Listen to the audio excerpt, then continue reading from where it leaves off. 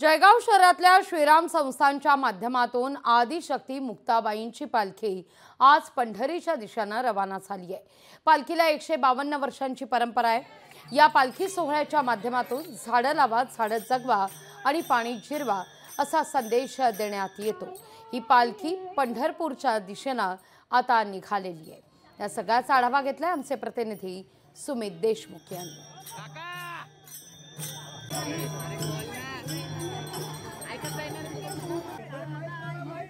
जळगाव शहरातून आदिशक्ती मुक्ताबाई यांची ही 152वी पालखी आज पंढरपूरकडे प्रस्थान होत आहे। आपण पाहत आहोत आज ही श्रीराम संस्था, जी संस्था खूप मोठी जुनी संस्था आहे, या संस्थेच्या माध्यमातून आप्पा महाराज यांच्या मार्गदर्शनाने ही पालखी सोहळ्याला सुरुवात झालेली आहे।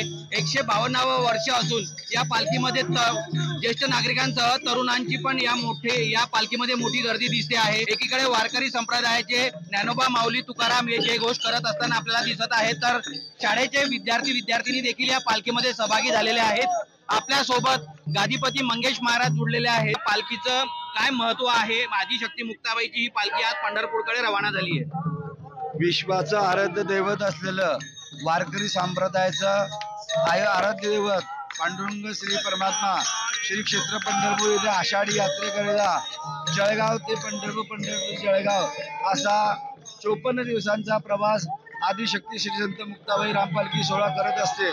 महाराष्ट्रातील मुक्ताबाईंची सर्वात जुनी पालखी ही जळगाव निघते आणि असा विविध मार्गातून हा सोहळा साजरा होत असतो। काही ठिकाणी आरोग्याचे सुद्धा आम्ही मार्गदर्शन करत असतो।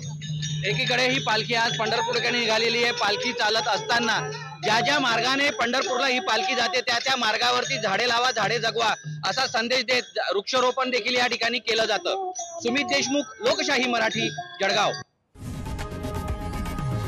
लोकशाही मराठी, ऐका, पहा, जागरूक रहा।